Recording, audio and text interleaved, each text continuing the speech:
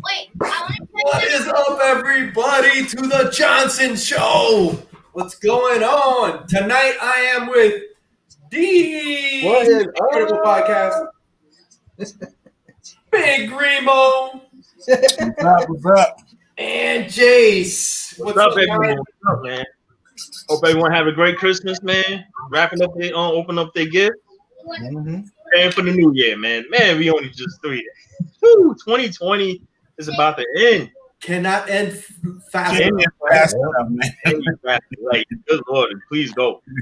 Get out of here. Guys, sorry we're late, man. It's just we started. Usually we save it for the show, but we started talking about other stuff. Yep. And you know how it is. You know how it is. Tonight we will be short. Steve, he's got to work tonight. So Steve, we miss you. Making an announcement at the end of the show, Steve. I wish you would have been here. I called you, but I don't think you're gonna have a problem with it. I think it's all good. But and Chad 90, he's got his daddy duties. So I'm surprised, man. It's the perfect week for him to come on, right? It's just keep. What are you talking about? I know, right? I got a feeling he's gonna pop in for like 10 minutes just to kind of turn the knife. I don't care, dude. I took off my Raider gear. I got it back on. I still love the Raiders. I just hate that win. That shit hurt. Hey, that was a great game, though, man. I have to say, it is going to be a great game. Oh, yeah, Yep. man. That fourth hurt, quarter bro. was amazing. I mean, The fourth quarter, amazing. Yeah. It was awesome. By the way, for those who did not know, the Dolphins. Woo! Dolphins are 90. Dolphins are 90.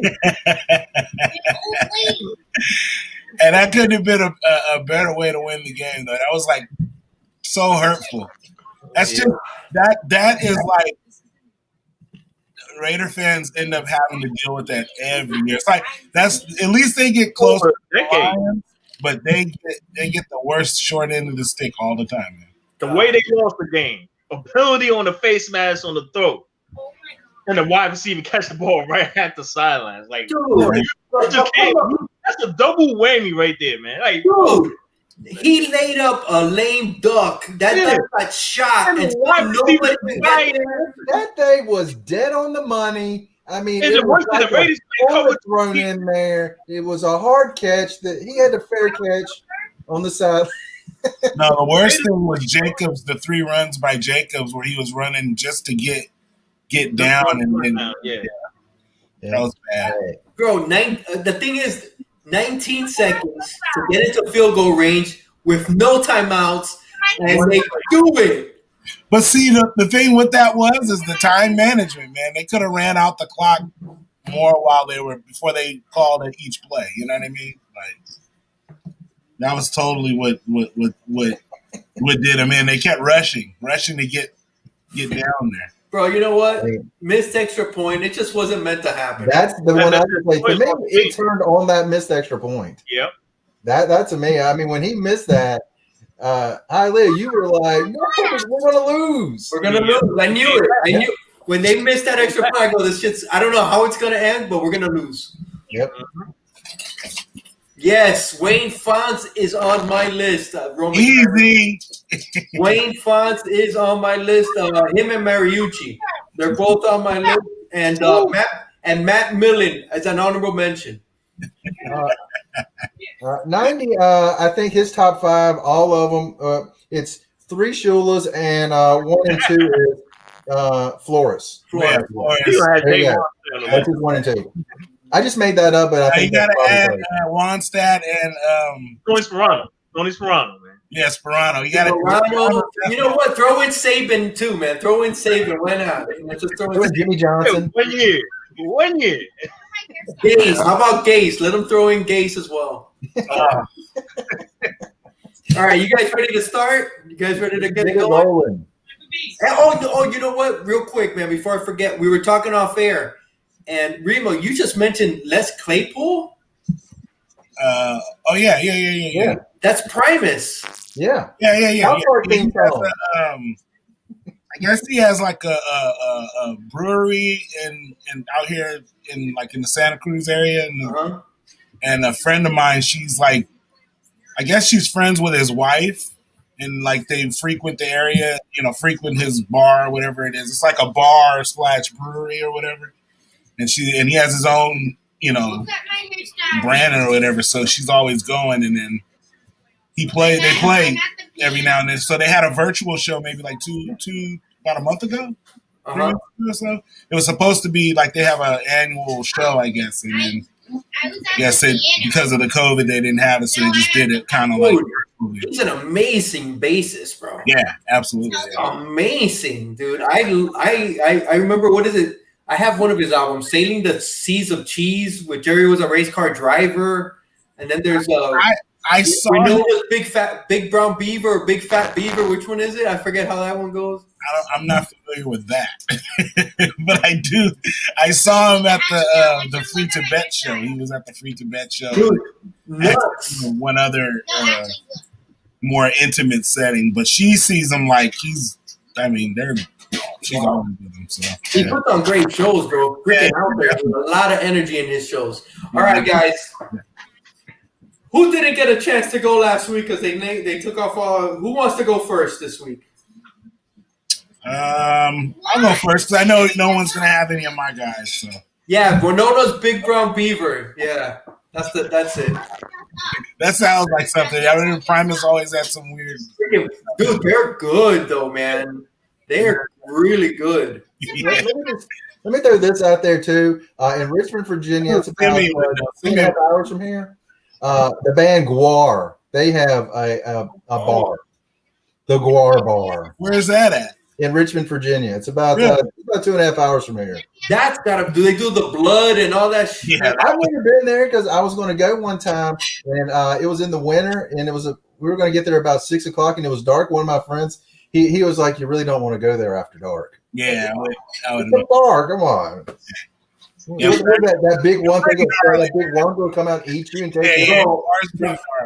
Dude, the first time I saw like a video of them, I was like, "What is this, bro?" Yeah. God, it's nuts. They're just as good as their special effects, man. Yeah. Oh, bar. Nuts. That's all right. I had to throw that in there. Sorry. No, that's awesome. All right, Remo, who's your number 5? Let's do it. Number 5, I always have to throw somebody. I got a name drop. You know what I'm saying? But, it's your catchphrase, yeah. I'm gonna throw in Dennis Erickson, and that's because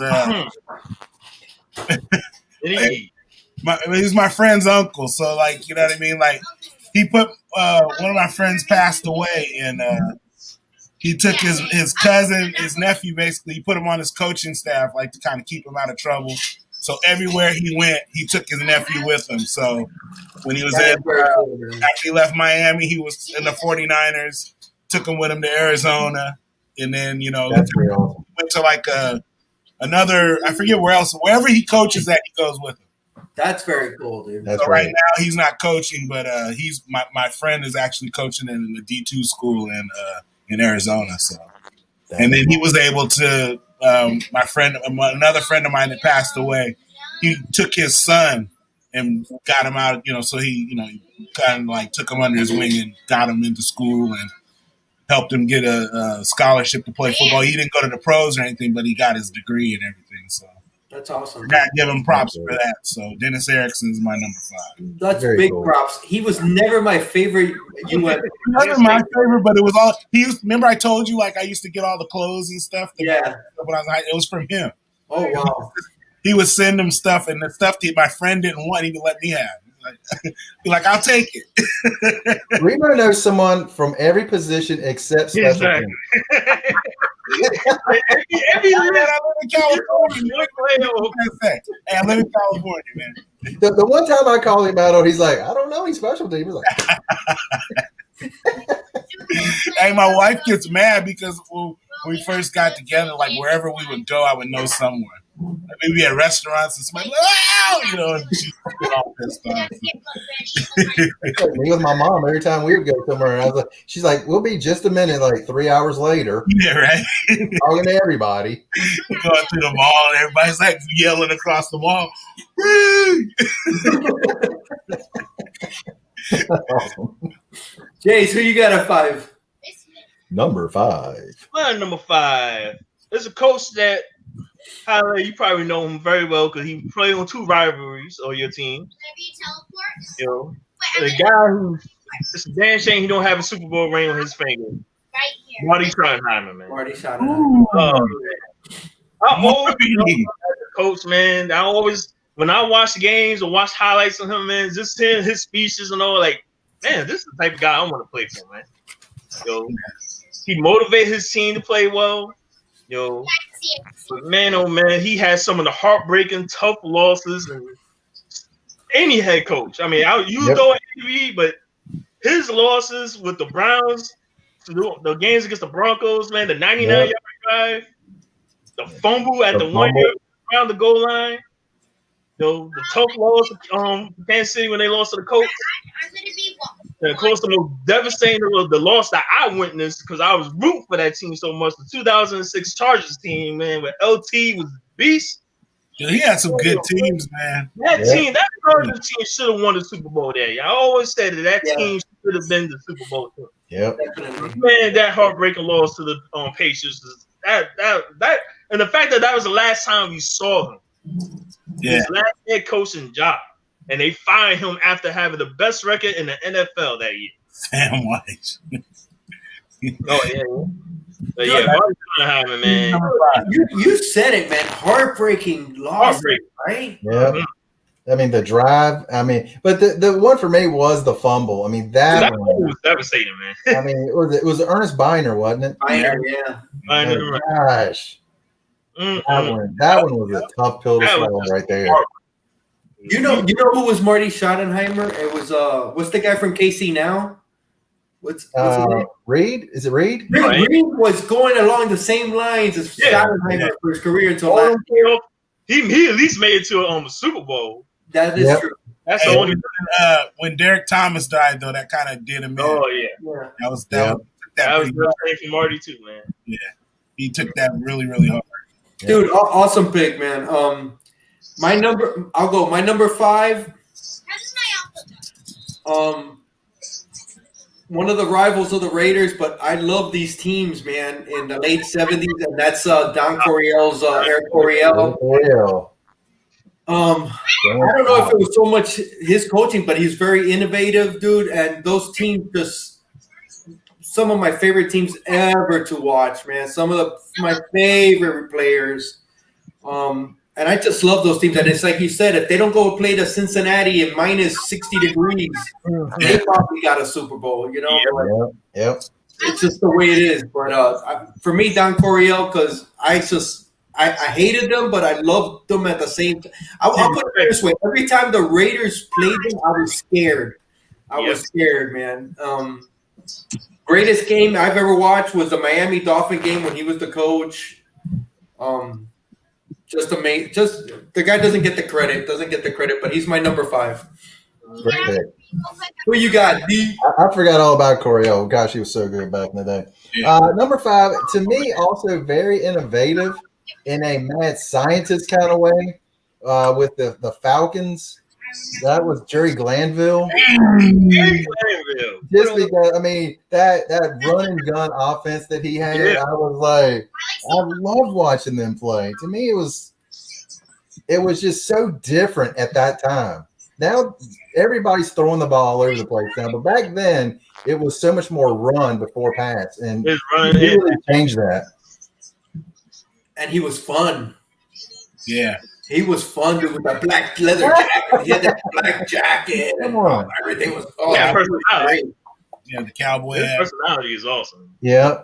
I have a card around here somewhere where it's Glanville with Johnny Cash and I think Muhammad Ali. Oh, wow. Damn. Or wait, no, Muhammad's got different cards. It's Cash and somebody else. I can't think of who the other guy was, but I was like, that's pretty cool. It came from like the Pro Line cards back in the 90s. The Chris Blitz, man, yeah.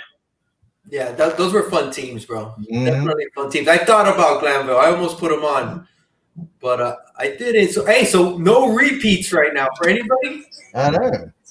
We're breaking the cycle. I would say Steve though would have had three guys out already. Yeah, he'd have 3 of his guys out by now if he was here. All right, Remo, who you got it for? Wayne Fonts. No, you didn't. Yeah, I do. What? Why would I not? You had the Detroit man on. Why would I not? Like that's the guy.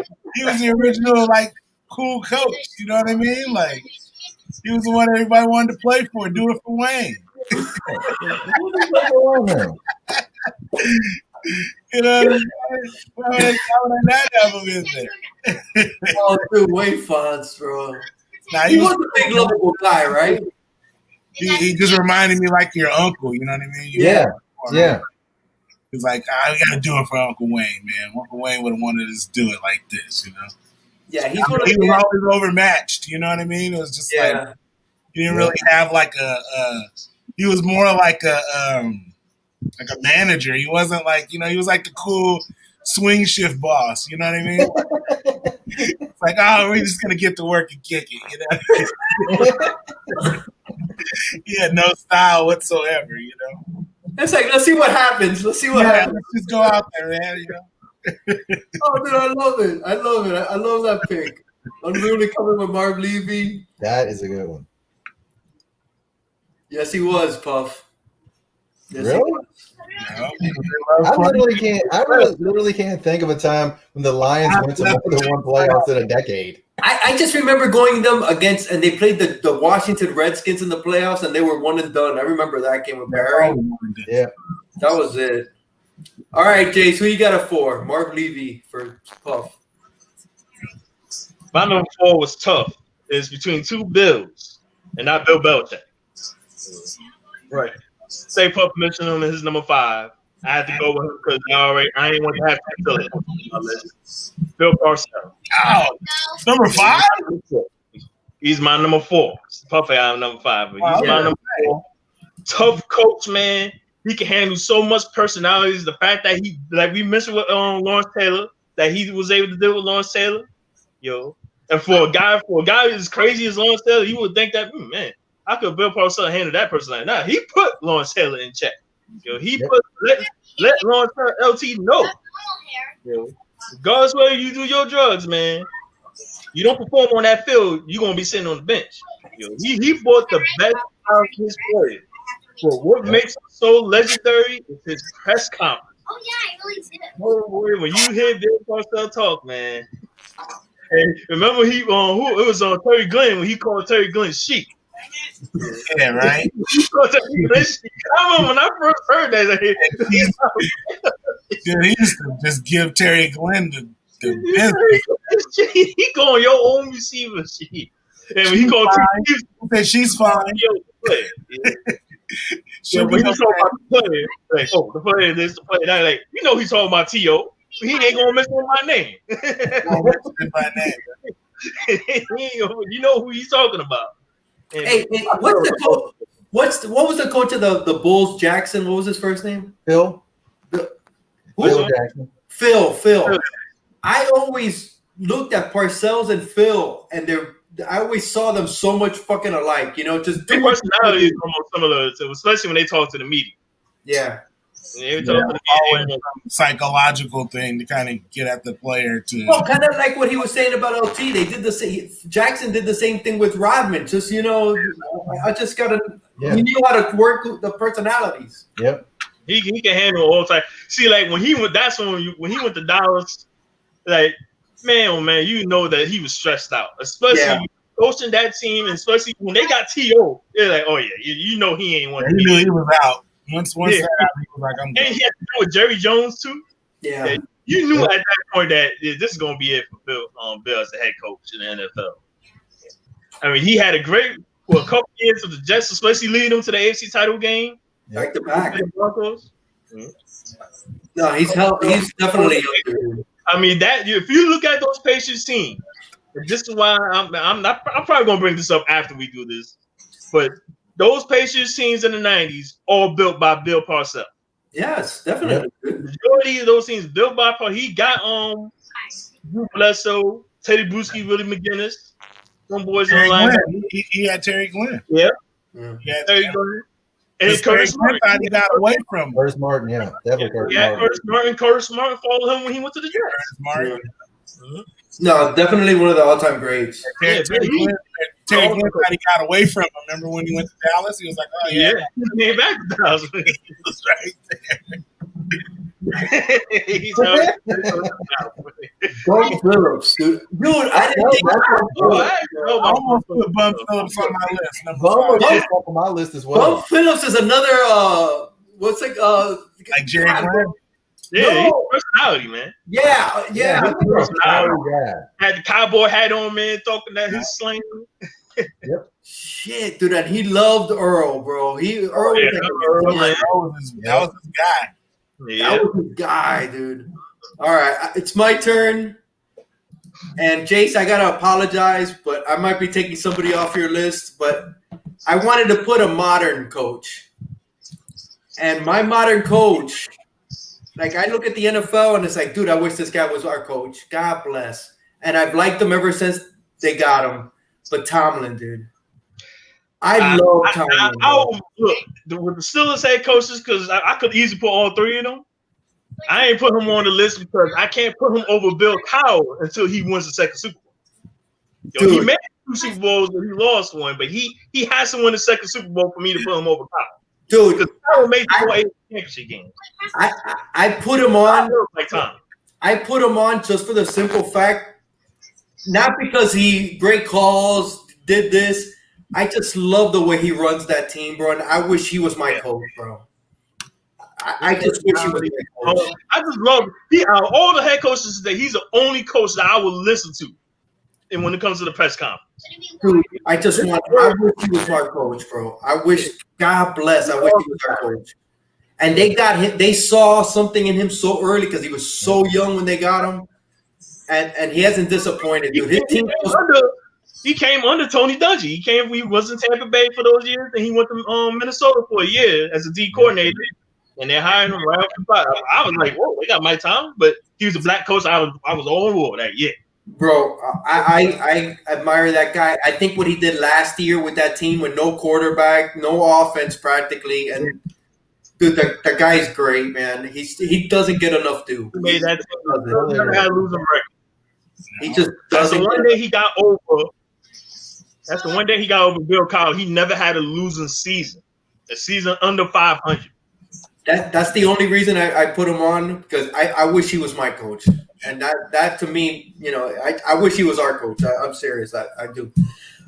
Yes. Nobody had him on the list, I imagine? No. Perfect. I felt bad about doing that, Jace, because I figured maybe you might, so I didn't want to do that, but awesome. All right, D, what's going on? What you got? We're going to old school Washington. Joe Gibbs. To me, classy guy. And he took how many teams to the Super Bowl? And he won with multiple quarterbacks, with three Super Bowls, 3 different quarterbacks. Yeah. That's pretty awesome. The only head coach ever done something like that. Yeah. 3 coaches, 3 quarterbacks with. I mean, come on, man. Yeah, and then after that, he went over to NASCAR, and he's got championship teams in NASCAR. Yeah. But just a classy dude. And that's why he made my list. I mean, back in the 80s, I did not like Washington, but it was tough not to like him. Yeah, Joe. He had some great players on those teams. And he had a lot of personalities. Yeah. A lot of personalities on those teams. He had to. I think I actually like him better in NASCAR than I did when he was in football. Yep. I mean, when you got Thousman and Art Monk out there, Darryl Green, I mean, gosh, some great players back in the day. Riggins, bro, just Riggins. And then you had personality. Who was that running back in the Super Bowl that had one great game and it was Timmy Smith. Yeah. I mean, you know why I hate Timmy Smith? Because he broke Marcus's record, bro. Yeah. That's what he did. God, I hated that dude. Mm-hmm. Never did anything again. Nope. All the line, man, them boys. The Hogs. Yeah. The Hogs. Yep. The Fun Bunch. Yeah. I know you have to be sick in that Super Bowl when the Raiders do that interception right before halftime, man. Bro. when Theismann threw the pick. Yeah. Bro, I think I was like 14. I was going crazy, bro. The guy that intercepted it was Jack Squirick. I still remember that play was freaking insane, dude. I loved it. Loved it. All right. Hey, what's up, Rod? We got Who's Your Nerd, Steve. Thanks, guys, for stopping by, man. Appreciate you. We got Ruli, of course. Yeah. None of them. Yeah, none of those were like super amazing. But hey, Doug Williams. Yeah, I mean, even Doug Williams wasn't a world beater. Theismann had some great years under him, dude. I mean, if it wasn't for that broken leg, he may have been a Hall of Famer. Yeah, maybe. Mark Rippon for all 3 Super Bowls. Mark Rippon. I mean, Mark Rippon. I mean, who's Mark Rippon? Yeah. Nobody, dude. Yeah, that was the one that you would have never thought they even have. What's his name too? One quarterback that went to the Raiders, Jay Schrader. Schrader, yeah. He did have that one guy that went to Minnesota, Gus Frerotte. And he headbutted the wall and was injured. Yeah. Hey, real quick, Ron's got a look at who Buddy Ryan. Yes. Absolutely. He was a guy that wasn't far from my He was a better coordinator than he was the head coach. The 46 defense, man. Yeah. He was a great coordinator. Talk about a coach that the players loved, too. Yeah. Yeah. I mean, after the Super Bowl, they carried him off the field. I think about his sons. His sons are the same way. They're terrible football coaches. Breaks and rob. People want to run through walls for them. You know what I mean? Mm-hmm. What's up, Southern Comic Geek? What's up, everybody in the chat? Yeah. All right, so who's up next? Who are we at? Remo. I'm on. Remo, number 3? Yeah. We're starting number 3. I'm gonna go with Tony Dungy, just because that cover 2 defense, man. He made it great. You know what I mean? Like he was. I hate that he would get the Tampa 2. You can't say cover 2. Tampa 2. Yeah, the Tampa 2. I should say the Tampa 2. Yeah. Turned it into the Tampa 2. You know what I mean? He's one of those guys that was just off my list. And when you talk about class, you put Dungy right at the top of the list. Definitely, dude. But I gotta be honest, he's not one of my favorites, man. Well, he wasn't fancy. He wasn't vocal. He wasn't on the sideline screaming. Yeah. No, you don't have to do that. There was just something about him. I never was all the other people we've noted, we've said they had personalities, they had things that made them likable. He was just kind of stoic. Yes. But he's a Christian, so he's like a Christian coach. Yeah, but I mean, even besides that, like everybody respected him, both sides. Yeah. Even on the other sideline, they respected him. You know what I mean? Like he's not in your face coach. Like no. Not at all. Like I never seen him get in any of his players' faces ever.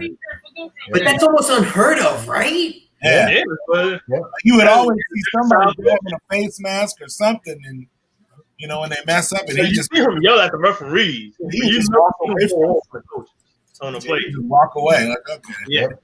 That'd be a classic. Yeah, but he's another one of those guys that just missed my list because so much respect. I know him too. George Allen. Wow, we're going old school Redskins there. Yeah. Excuse me, football team, old school football team. All right. All right. So what do you got, Jace? Go with the Bay Area legend, the man who created the dynasty in the Bay Area, Bill Walsh. No. Most iconic legendary offense, the West Coast offense. This is my number 1. Bro, look how long it took to get a repeat. He's my number 3. He's my number 2. He's my number 3. My number 2. Finally, look at this. This is the longest we've gone, right? Yeah. His whole tree is the NFL right now. Yeah, legendary tree. Oh, that's another day. Except for George Seifert. It's Any coach iconic. that's worth his weight in salt is from his tree right now. Mm-hmm. And if he's not directly from him, it's an offshoot of one of his other coaches. Yeah. Yeah, at this point now, it's like he's like the grandfather of the current generation. He Andy Reid. I think even on Sean, I see he brought up Tom Coughlin. I think Tom Coughlin was a part of those 49ers staff teams in the late 80s and 90s. Because that whole his whole tree, man, is just so like.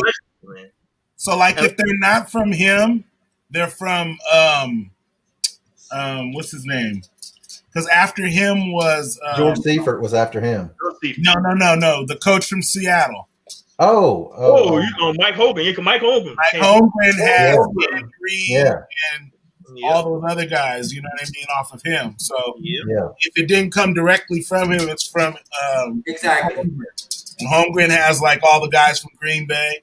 And he's another coach I thought of. Like if he would have done the top 10, I probably would have put Mike Hogan in my top 10. I didn't even think about him, but that only because he didn't have that stretch. He had that stretch in Seattle, and everywhere else he went, he wasn't. Green Bay had a long stretch. Yeah, when he was in Green Bay, they were a playoff team consistent. Yeah, but you don't think about him because he left and went to Seattle, and that's what he's known for. He's known for because Seattle. He won in Green Bay. He made back-to-back Super Bowls. He won back-to-back. He didn't win back. No, he went back-to-back, but he won the first time and he lost the second one. Right. But you don't think about him because like after that run was over. You know what I mean? Like, you know what sucks about Walsh? Indirectly, you know who came from is in his tree too because you brought Mike Holmgren. Gruden is part of that tree. Yeah, Gruden that's a blemish. That's a blemish. Gruden was from Holmgren. From Holmgren. They were all like on his staff. Yeah. But it goes, that's a blemish on Walsh. Seifert, like you said, he was directly his second in charge. Seifert was okay with the Niners, but I mean he already had that team. But when he went to Carolina?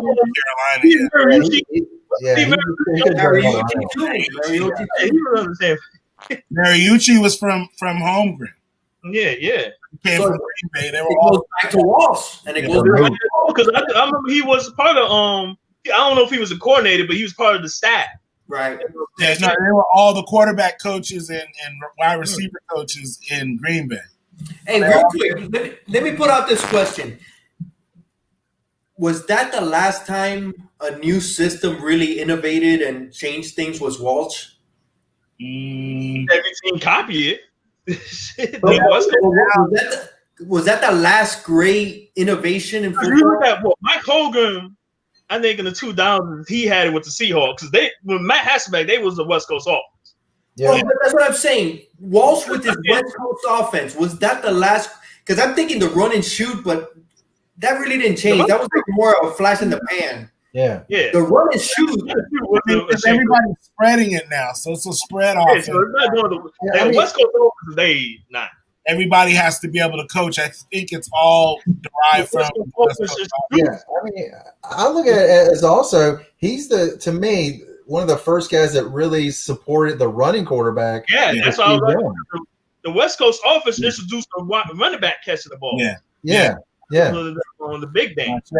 That's the Rams are the West Coast offensive team. Yeah. They were West Coast. Well, that was the thing. But a direct West Coast offense uses the fullback. Yeah. Not a running back and a third down back. They use everyone. They use everything. The tight ends. Yeah, they like an H every position where the tight end goes to the backfield and then move up to the line or go in motion, be a blocker, and then you know what I mean. The running back comes out of the backfield, or you'll see the receiver, or you'll see the running back go to the line and be a receiver. You know what I mean? Like if you watch Kyle Shanahan right now, like he completely uses his fullback.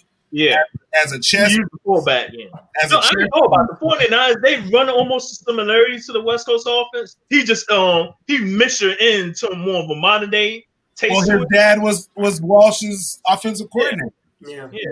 So he used some of the West Coast offense most. Yeah, you know what I mean. Like he was directly from that. You know what I mean. So real quick, who was it? Jace, you put Walsh. Yeah, number 3. That was your number 3. Yeah. That's my number 3. D, what was he on yours? My number 2. And Remo? Number 1. Wow. Yeah. So you got number 2 left. And you know what, guys? Something we didn't mention about him that we mentioned with a few other ones, class. Oh yeah. Yep.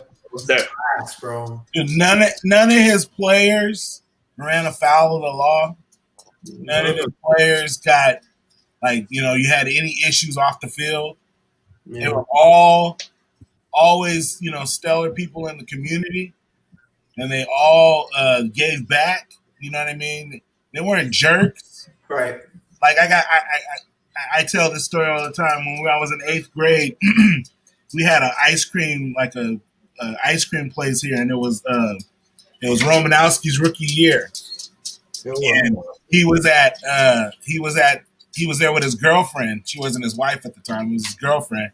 And he had the bodybuilder pants on and stuff, flip flops, and it was like a summer night, and we're like, hey, we're crowding around a bunch of little kids, we're out at the movies, and we're just peppering them with like 50 questions, like who's it hard, how hard is it to hit Walter Payton and blah blah blah. And he's answering like every one of our questions. This is before he was like the steroid. Out. Yeah, this is before the roids. Yeah, this is before the roids, and he was answering all our questions.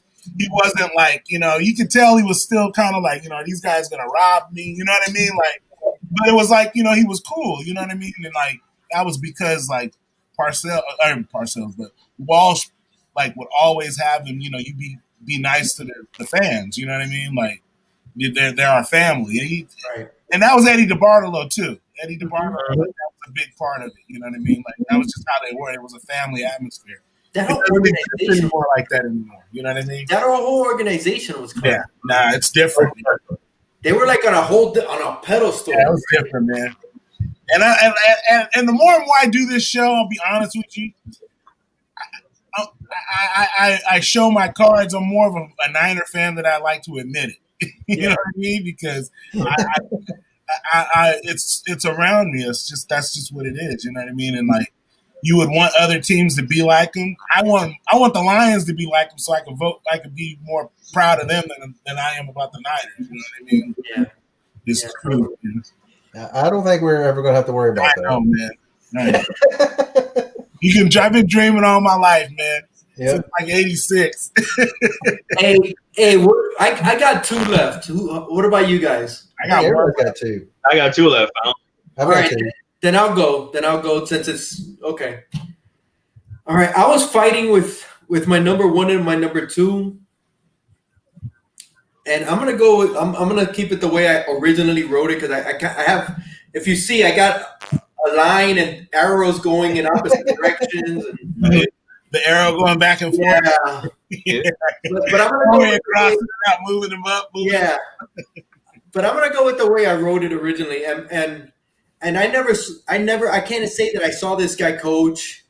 I saw films of him and I love him, but he's also a great commentator, one of the greatest ever, and he's the namesake of my favorite video game of all time, and I just had to put him in. And then he coached my team, took them to their to their second Super Bowl, won it.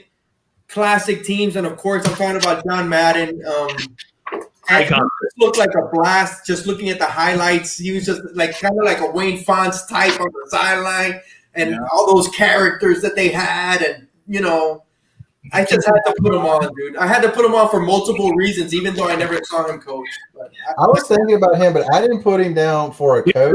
If you talk about announcers, I mean, I used to love him when he would draw the thing. Boom over there. This way, It's so awesome. I like when he would make the turducken.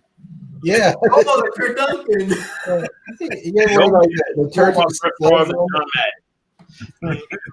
I just had to put him on, man. I just did, dude.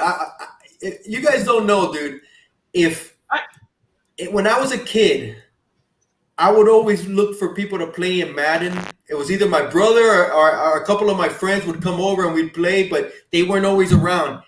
I've told this story a few times. I know this for a fact, bro. If I would be 13, 14 in that area right now where I could play online with multitude of people, I swear to God, my eyes would bleed blood, bro. Because I would never freaking sleep.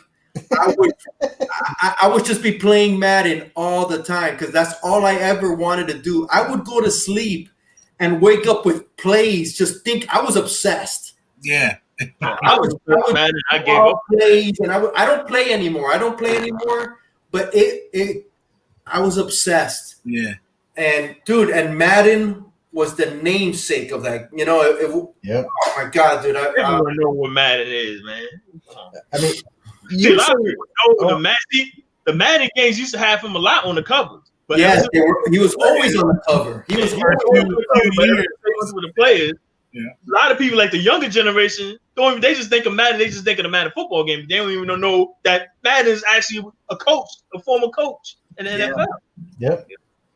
It's amazing how many people nowadays, NFL players, every year when the Madden rating system comes out, so many of them get so mad over that. What do you mean I'm a 93? 93? What? I'm not 98, 99. Come on, my speed is much better than that. I only got a 96 speed. Oh yeah, God, I used to hate that, dude. Yeah. Shit, fighting over the ratings. Yep. Crazy. All right, D, who you got next? I did not know this is Jace. If this is your guy, I do apologize. But in the 70s, Chuck Noll was the man back in the 70s. Number one. That field curtain defense was unbelievable. The immaculate pick up the ball off the ground and run with it. Wait a second. D, wait real quick. Wait up. There you go. All right, The immaculate reception. Chuck knows that now your man Madden multiple championship rings, bro. I said the immaculate pick the ball off the ground and run with it. I didn't say reception. Come on. Immaculate deception, right? Hey, you know what? It's crazy. You had the immaculate pass. You gotta just say it was a catch. It was a play. The replay would have overturned that play, but I'm just saying. I mean, this DVD right here, Ali, this DVD right here made me know the greatness of the 70 Steelers, man. Those 4 championship rings. Those 4 championship rings. Brought it up. You're this guy. I don't know if you know him. Stay Puff. He just brought it up. If it wasn't for the Steelers, Madden would have had a dynasty in there. He would have had a dynasty in the 70s. Most we lost so many championship games because of the Steelers, bro. Yeah. Yeah. Playoff games, regular season games. Yep. Class act, dude. Yeah. But just think about it, man. Just think about those 70s. Shula, Madden, Landry, and Noel. And Bud Grant. Don't Vikings scene. The Vikings scene could have won multiple Super Bowls. Or they could have lost a few more. Would they over 4? Glad they didn't win. Amazing coaches, man. Amazing close to the brass ring. Amazing teams. All right. For the Vikings, I wish Alan Page had gotten a ring. Me too. You know how I feel about Alan Page. You know how I feel about Alan Page. Remo, go. You got 2 left? I only got 1. You got 1. Chase? Everybody's down to 1. All right, let's do it. Let's go around. Remo, go for it. My number 2 is Dick Vermeil. Really? Yeah, really. You know what? I can pretend like I'm Dick Vermeil and start crying right now. Yeah, that's why. I made the list.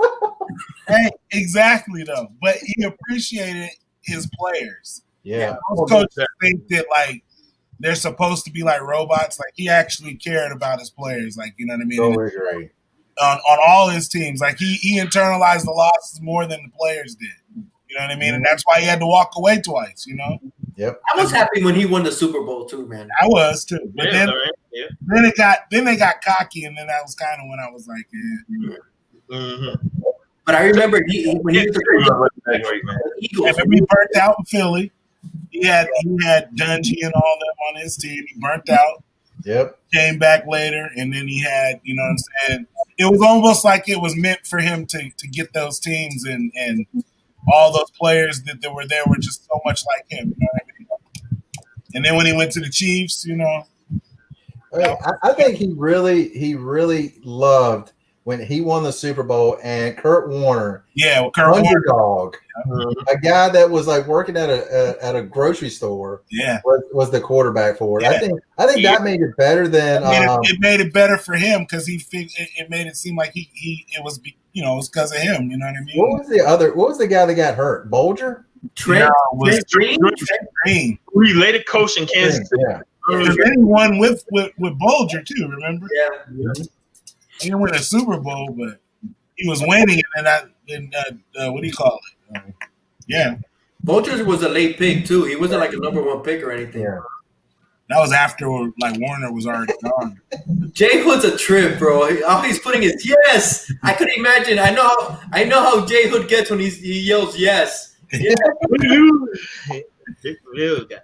Oh, he's a St. Louis fan. Yeah. You all trying to make me Trent Green, from St. Louis.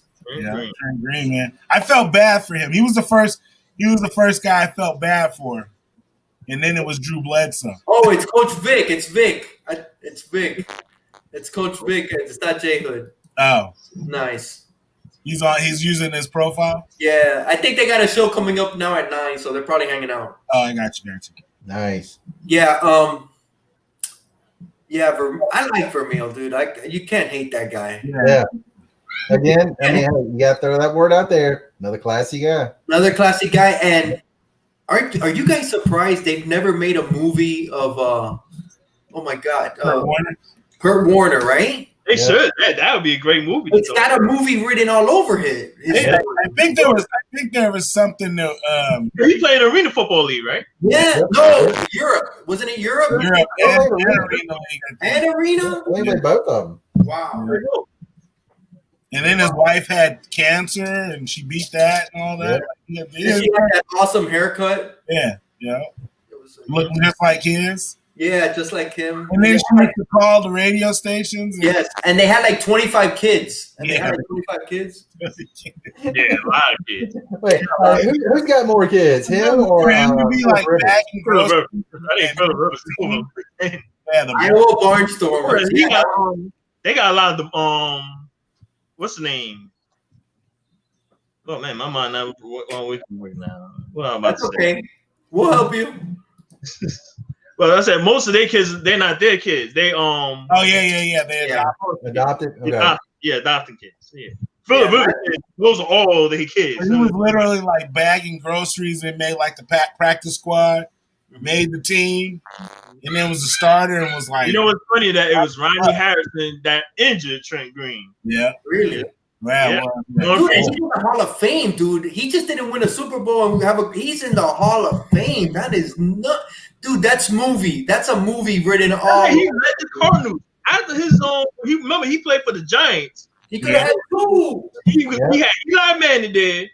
He got hurt. Eli Manning took over. He went to Arizona after Arizona drafted Matt Leinart. Matt Leinart was the franchise quarterback. Yes. They were constantly going back and forth between the two of them. In the 2008 Matt Leinart, right? Yeah, Matt Leinart. Yep. So it was the 2008 season when they decided to stick with Kurt Warner as a starting quarterback, and he led them to the Super Bowl. You remember how he had Larry Johnson playing? Or not Larry Johnson, but Fitzgerald?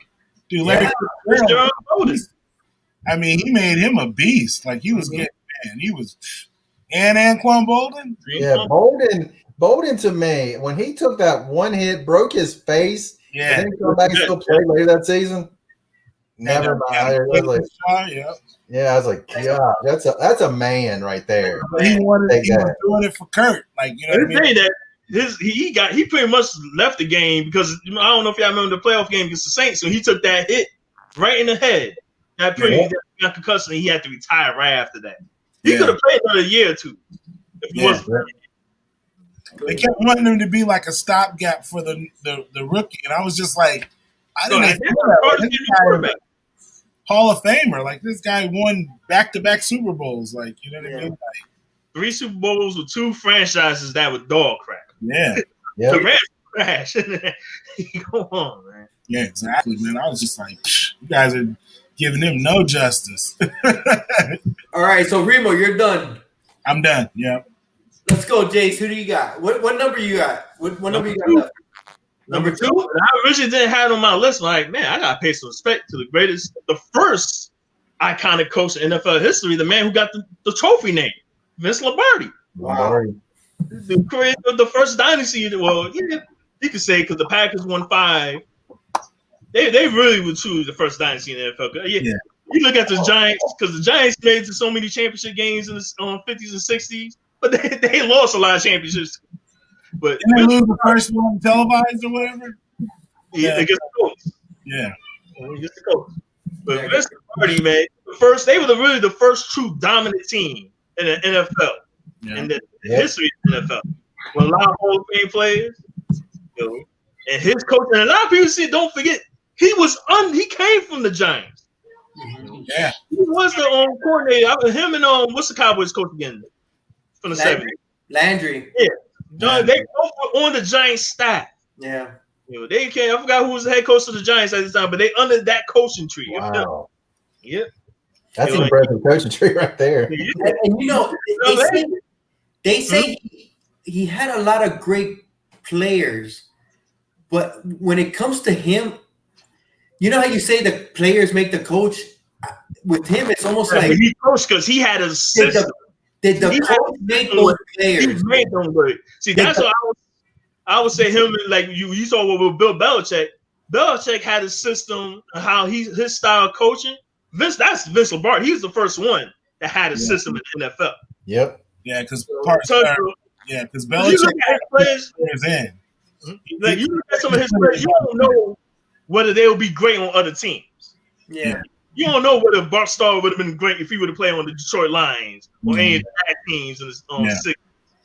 But he made a lot of those players who were no names. A lot of them was no names in college. I think only a couple of them they said that they were great players that he got out of college. Or people that were coming home from the military, from the war. Yeah. Hey, I was talking before the show. I was talking to Parm. I was talking to Man Cave, right? And I just want to bring up what we were talking about because we were talking about the show. Right around this line, this year, was it Belichick or was it Brady? Oh, look, I'll say this. This is what I want to say. I say after we do it. Bill Belichick, to me, it's more Tom Brady. Like I would say, like the first 3 Super Bowls, I would probably give Belichick more credit. But after that, especially after the 2007 year, when the defense of the Patriots kept getting worse and worse, it was all Tom Brady. Tom Brady made that team. Without Brady, I don't think the Patriots probably wouldn't be running all the AFC East.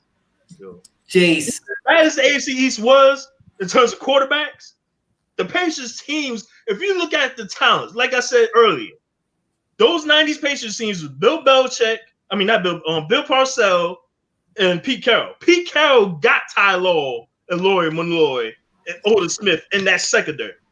That's when Belichick got there, they were already established players. Yeah. So when Parcells and Belichick and Pete Carroll players left them, the best player that Bill Belichick ever drafted was Asante Samuel and Chandler Jones. Yeah. And he let both of those guys go. And that's the thing, like you said, the team was so good, all he had to do was draft per position or bring players. I forgot Richard Seymour. Because Richard Seymour, he drafted Richard Seymour in that 2001 year. Yeah. And Richard Seymour was a great player, and he let him go. Yeah. Bill Belichick, my issue with him is that he focused so much on his system that he don't allow his own talent that he drafted. He don't keep them. He don't want to pay these guys because he has an arrogancy that I could go ahead and let these guys go and replace these guys with either draft. I love his press conferences. I've always loved them. He's quiet and he half mumbles. And he had the questions he won't even answer. He'll just kind of he just mumble like yeah. You know what, Jace? I can't argue with you, bro. I am in total agreement with you, bro. It's over because he ain't gonna win any game. If he continue with the Patriots, he ain't gonna be winning no championship. Or he ain't gonna be because right now the Bills got Josh Allen. And they found that's why I said though the AFC East, but the fact that Tom Brady has never been swept in the division until this year in Tampa Bay, he got swept by the Saints. Now just imagine if Tom Brady or just like I always say, swap the Patriots, put them in the NFC East instead of the AFC East. No way the Patriots will win a 6 Super Bowl.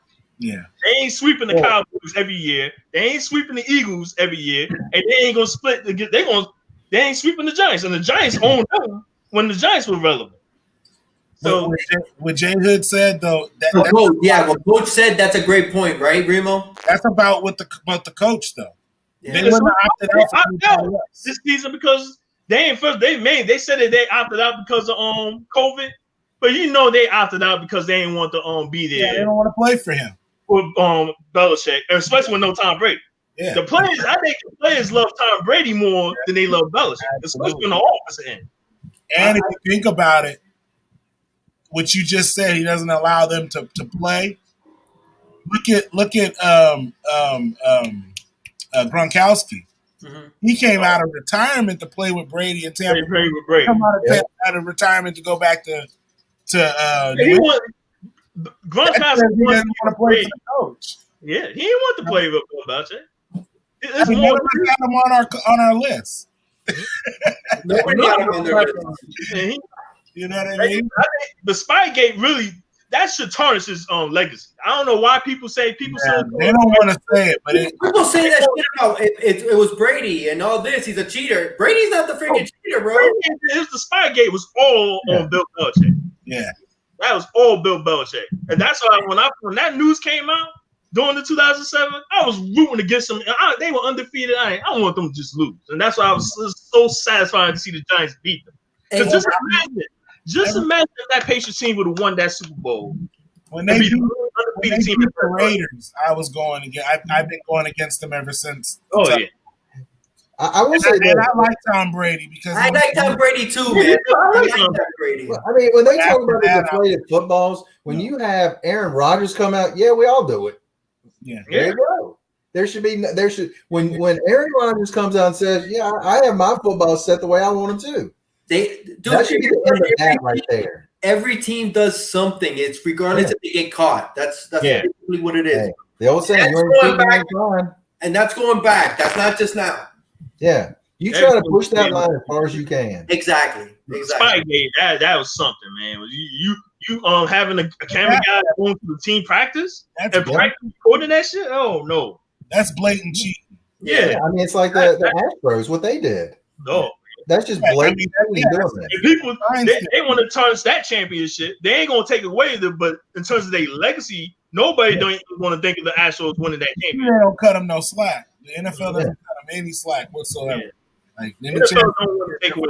And college football is quickly after the whole Reggie Bush situation in USC. They wanted to banish that on USC title. Yeah. Like, come on, man! Just for taking a couple bucks, taking a couple money from people. Like, come on. That's not wrong. Oh, like Michigan Wolverines, they took their title away. Yeah. They made them take the banner down. I saw them win the championship. I know what happened.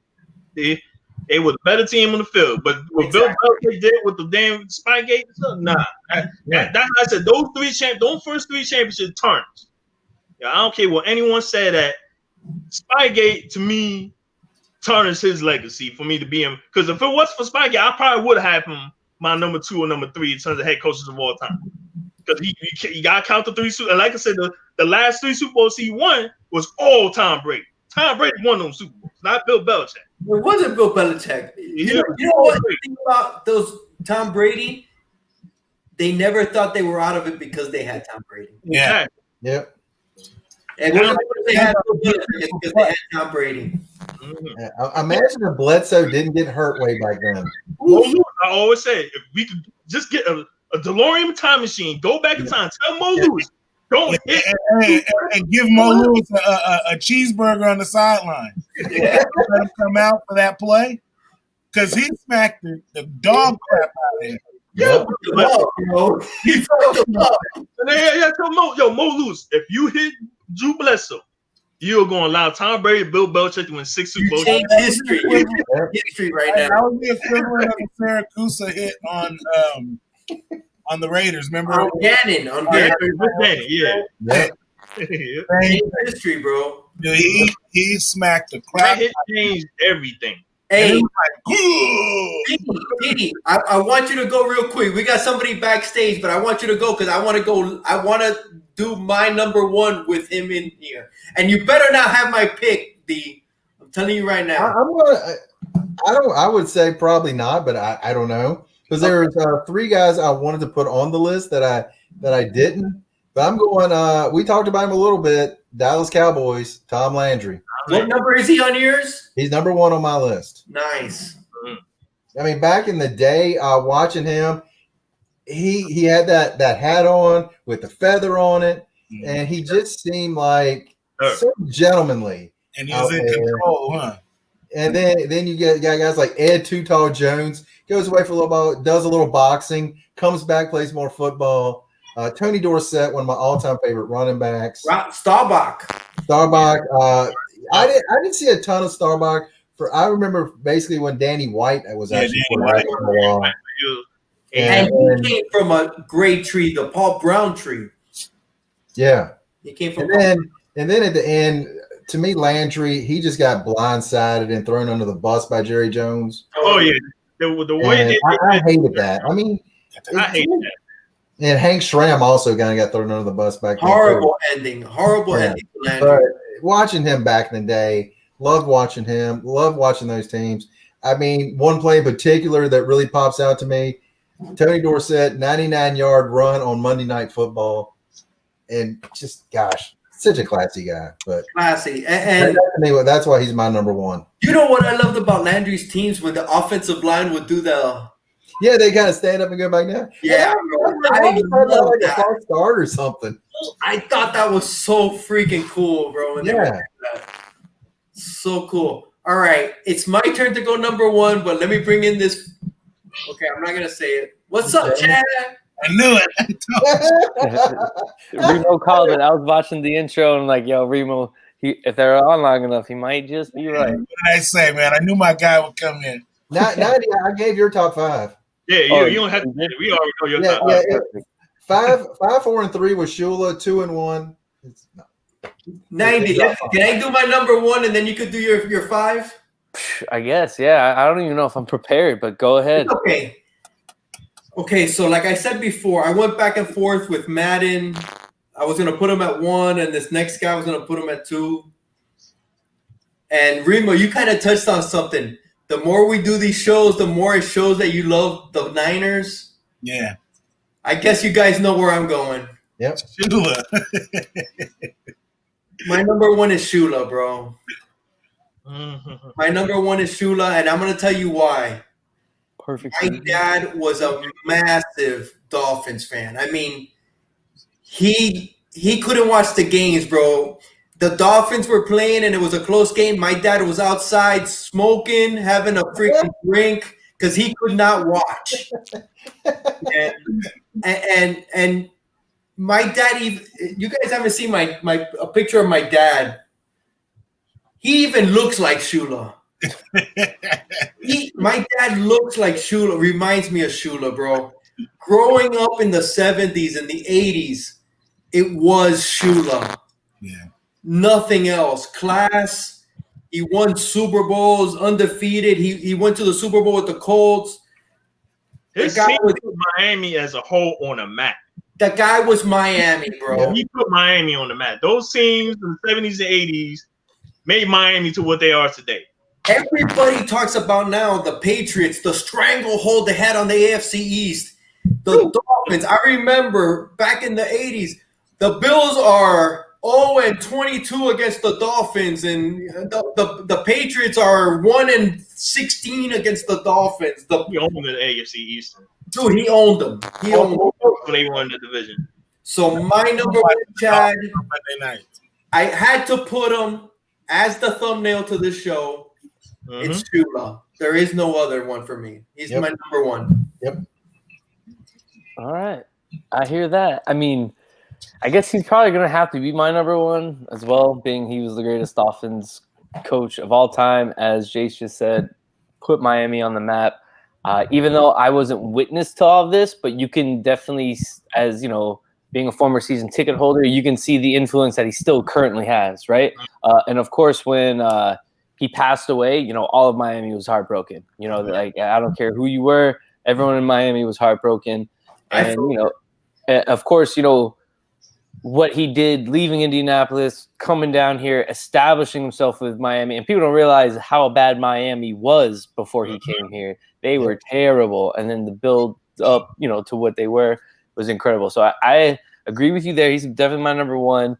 Real quick, if I could go off the top of my head, my number 5 is going to be Andy Reid. I've always liked Andy Reid. I think he's always had so even in Philly, bro, he had, you know, McNabb and I think he doesn't get enough credit in today's NFL with his longevity, of how long he's been coaching, and of course, you know, he lost the big game, but then to go back and get one, you know, and you know, bring Kansas City to get that with the times. He's going to coach in those 5+ years with Patrick Mahomes. Mahomes going to keep him there for yeah. He doesn't want to retire now. He just extended his career. And I love when he won the Super Bowl. The first thing he said he was going to get was a cheeseburger. Yep.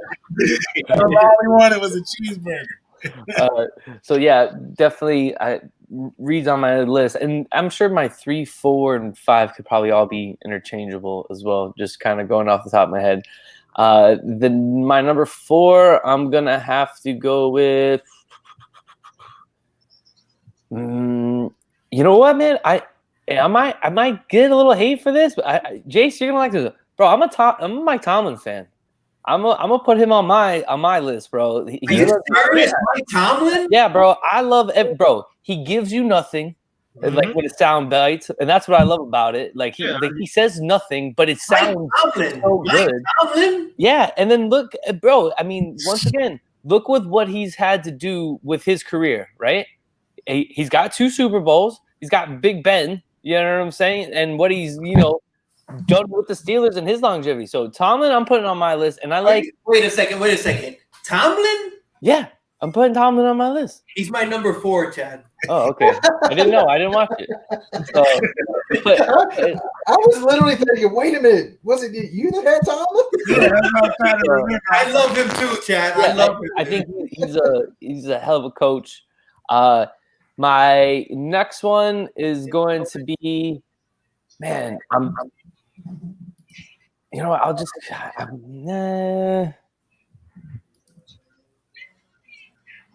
I guess because I'm torn between my 2 and 3 and how I should put them in, and I guess that's what I'm dealing with right now. But our list, so there's no wrong answer. Yeah, I know. First, your last. True. All right, so you know what? I'm gonna go with. All right, fine. My number 3, I'm gonna go Tony Dungy. Class acts all the way around. He just. Not just an incredible coach, you can just tell that guy's just an incredible man. Yep. Right? And that you would want your daughter to, you know, marry him, or you know what I'm saying, or your son. No, you would want him as your father-in-law. Dude. Oh yeah, for sure. He would be an incredible father-in-law. But I can imagine as him growing up as a young guy, like he's probably still, you know, had those things instilled in him. So to that sense, like you would want your daughter to marry a guy, just class act all the way out. All the way around, and I think not only is he a great mentor to the game, he's a great mentor for a lot of these athletes that need it as they come through the league. So I was going to put him 2, but I guess to your point, it doesn't really matter. But my number 3, I'm just going to do it, and he's going to be my college pick too. Don't even ask. It's Jimmy Johnson, baby. No, you know, yeah. That's what the college picks. My college pick. Yeah, but I also. The thing what he did in the NFL too with the Cowboys, and how we talked about this the other night. Troy Aikman, what is he? Like we had this conversation off air. Like he isn't like the greatest quarterback. You know what I'm saying? But he managed to get, you know, that team 3 bowls. Even though you can say the last one he didn't do, but we all know that was his team, right? Yeah, it was his team. And that was his team. Yeah, it was his team. We all know that. And going back to Craig Erickson. A lot of those players were Jimmy's. Oh yeah, same thing. Barry Switzer. Yeah. So, but yeah, Jimmy would be my number 2. And look at Remo. He just got pissed off at me, bro. I could see it. No. Okay, let me just say this. It was Jimmy's team, but he got He got one out of it. Well, I mean, he still had to keep them. I mean, because think about it spiraled down after that, right? So that 1 year, he was still managed to keep them whole. And I think if you watch that documentary, he even said he goes, "Look, I didn't need to come in to really do anything because the players had already established themselves with their systems and their own hierarchy. So he kind of just let them, do their thing. But he still had to hold the reins. You know why I didn't like Craig Erickson, Remo? Because he brought in that single back offense. Yeah, and I hated that. He did that in San Francisco too. Dude, I hated that single back offense. And he had Gino Torretta. I hate Gino Torretta, bro. That's the worst Heisman Trophy winner ever. Chris Winky's right up there. Yeah, Chris Winky's terrible. Oh, God. I mean, I guess since Jimmy's getting a lot of love, but you know what? Larry Coker, I'll choose him as my. I like Larry Coker too, man. Larry Coker, he was a hell of a. Okay, let's get to the college. Okay, we're already starting in college. I'm with 90. Yeah, everybody but me. I'm all in with 90. Check that out, guys. Take a picture, frame it. Remo, who's your college coach? Probably would have to be Jimmy Johnson. Man, three. 4. I'm Jimmy Johnson too. 4, bro. That's the most ever, bro. Jimmy Johnson, man. Okay, D. Fuck it up. He would have been third on my list, Jimmy, for college. Number 2 would have been Lou Holtz. And number 1, Lou Holtz. VA. Yep. Go Hoos. George Walsh back in the day. He's the one that put UVA on kind of a map. I mean, he took UVA had never even been in a bowl game, and then he took them into national prominence, even to rank number 1 for I think 3 or 4 weeks back in the day. Coach was awesome and a gentleman at that. So I love George. Love him today. He recently passed away, but I loved him. Just a great man and a very good head coach to take this little bum school UVA to national promise. Nice. It hasn't been back since. Hey, look, Steve. I will come over there. Steve's still in here, and Steve's coach is Woody Hayes, another class act. Yeah.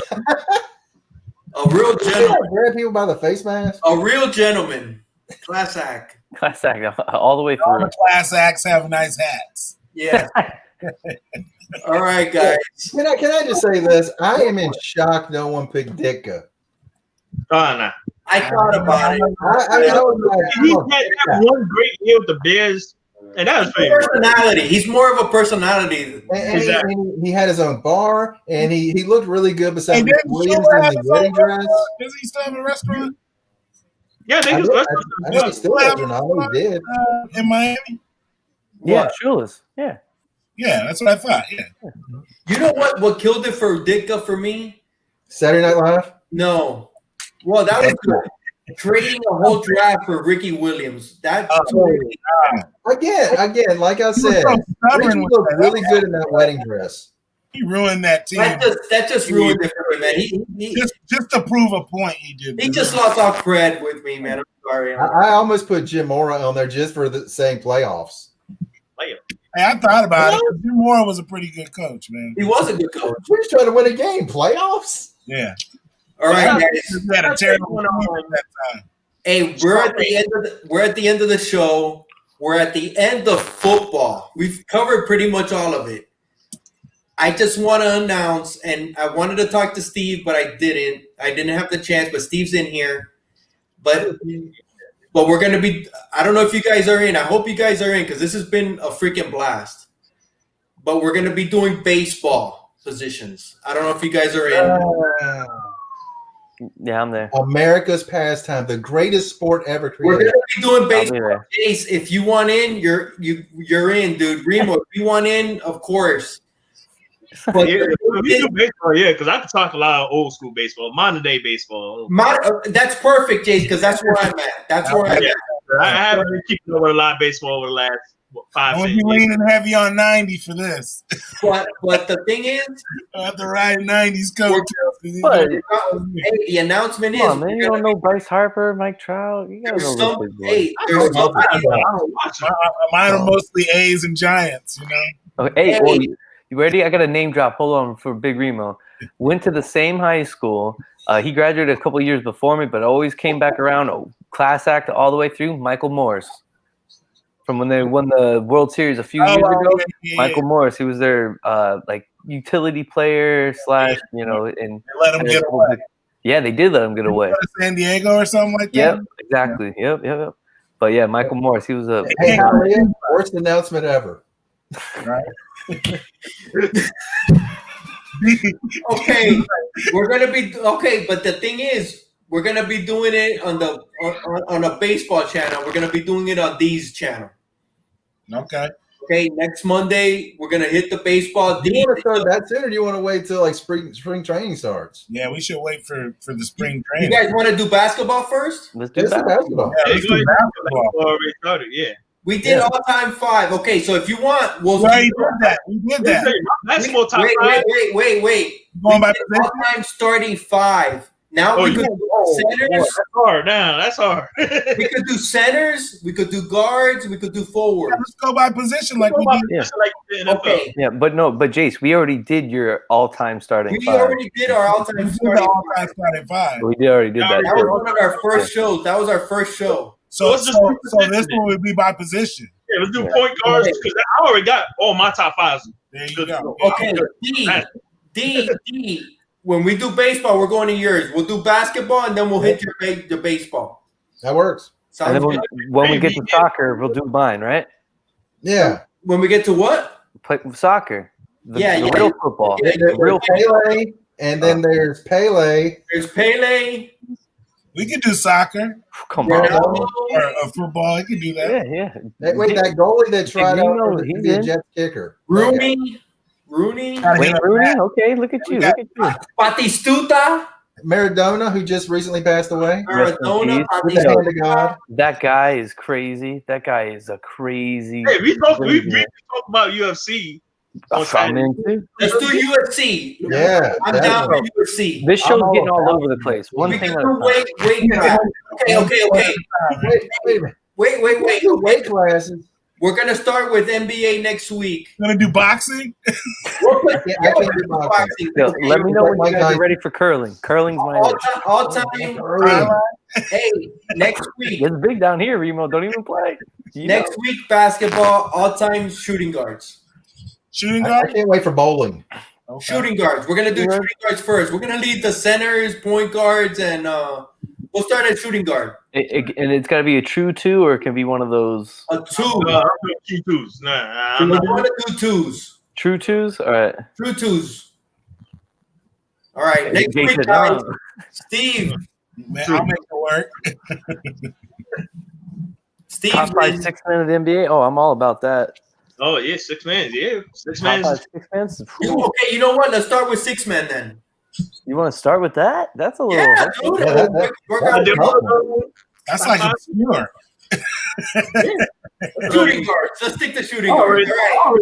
Four guys already. Week, Hey, let's work our way through it. 8 o'clock, Monday. Happy New Year, guys. Happy New Year. Yeah. Be safe, man. Goodbye, 2020. Thank you. Thank you for nothing. No. Thank you for Luke, bro. We got Luke. Okay. Come Thank on, you man. for Luke. Thank you for Luke. And thank you for the Johnson show. Thank you, for the You Johnson. got to find the positives. It was a rough year, but there were positives out of this It year. was Yeah, positive. one of the big positives was Saturday night, the end of that game. That was a huge positive. Not for Holly. Get to it. Get them out. Oh man. That's twice, D. Peace, everybody. Much love. Nah, man. Happy New Year. Later, guys. Be good. Yeah.